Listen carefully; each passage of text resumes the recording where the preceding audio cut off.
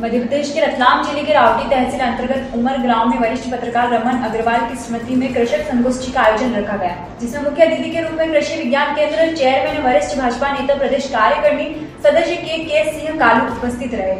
उक्त जानकारी देते हुए आयोजन के मुख्य उपाध्यक्ष राहुल जैन और सचिव अनिल टाक द्वारा बताया गया कि यह कार्यक्रम वरिष्ठ पत्रकार कैलाशवासी रमन अग्रवाल की स्मृति में रखा गया।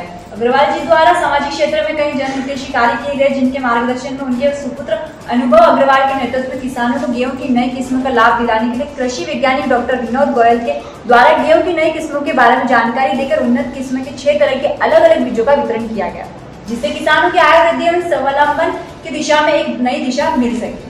डॉक्टर विनोद गोयल है और वर्तमान में मैं रिसर्च फेलो में जवाहरलाल नेहरू कृषि विश्वविद्यालय में पदस्थ हूँ।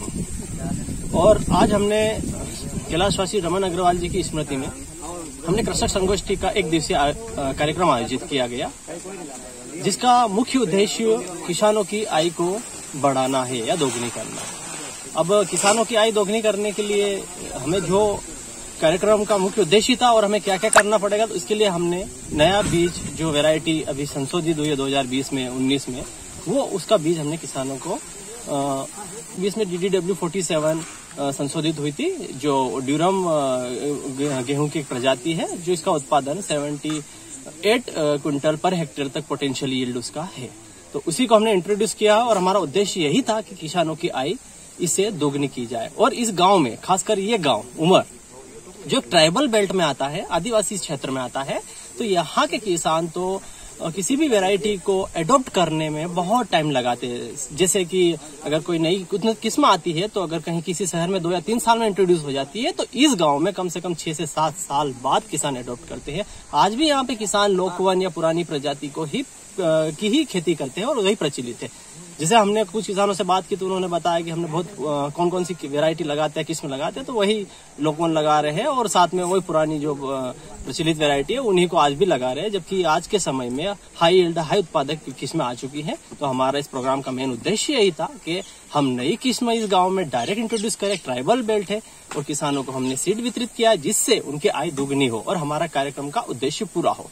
नमस्कार, मैं अनुभव अग्रवाल ग्वालियर से हूँ जी। और पूर्व में इस क्षेत्र में हम लोगों के कृषि संबंधी कार्य चलते रहते हैं और किसानों की आय बढ़ाने एवं उन्हें स्वावलंबित करने के लिए हमने एक संगोष्ठी का आयोजन किया था, जिसमें नए प्रकार के बीज, खेती की आधुनिक तकनीकें, इन चीजों को विकसित करने के लिए हमने ये संगोष्ठी का आयोजन किया था, जिससे कि किसानों की आय बढ़ सके और वो अपने कार्य में सफल हो सके। कौन सी किस्म आपने यहाँ पर किसानों को प्रेरित की? यहाँ पर कई प्रकार की किस्मों को हमने इंट्रोड्यूस किया और जो हमने गेहूं की किस्में नई लॉन्च की हैं, उसको लॉन्च करने का हमारा उद्देश्य मूल यही था।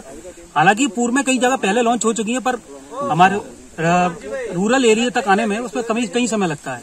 तो जो हमने लॉन्च की है उसका मूल उद्देश्य यही था कि जैसे उत्पादन होता है, उस उत्पादन को बढ़ाए कैसे।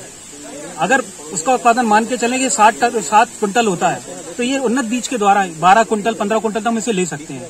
किसानों की आय दुगनी किस प्रकार से होगी? इन्हीं प्रकार की मॉडर्न टेक्नोलॉजी का यूज करने के बाद ही होगी। मध्य प्रदेश के किन किन क्षेत्रों में, ग्रामीण क्षेत्रों में इसका जो आपने संचालन किया है? अभी फिलहाल हम लोगों ने रतलाम जिले से शुरुआत की है और मूलतः रावटी क्षेत्र में हमने पायलट प्रोजेक्ट भी चलाया था इससे पूर्व, जिसमें हमने पहले सहजना के पौधे वितरित किए थे और वो सहजना के पौधे हैं और उनका रिजल्ट काफी अच्छा आया। किसानों ने हमें काफी योगदान दिया और इसी दिशा में हम आगे बढ़ रहे हैं, जिससे हम किसानों को आगे बढ़ा सकें। साथ ही साथ हम यह प्रयास कर रहे हैं कि इस गांव में और हम उनको क्या चीज अत्याधुनिक दे सकते हैं, क्या इसके कृषि के अलावा भी हम किसान भाइयों के लिए क्या अतिरिक्त कर सकते हैं, उस पर भी हमारा प्रयास रहेगा और उस पर फोकस रहेगा। सरसी से पवन धाकड़ की रिपोर्ट।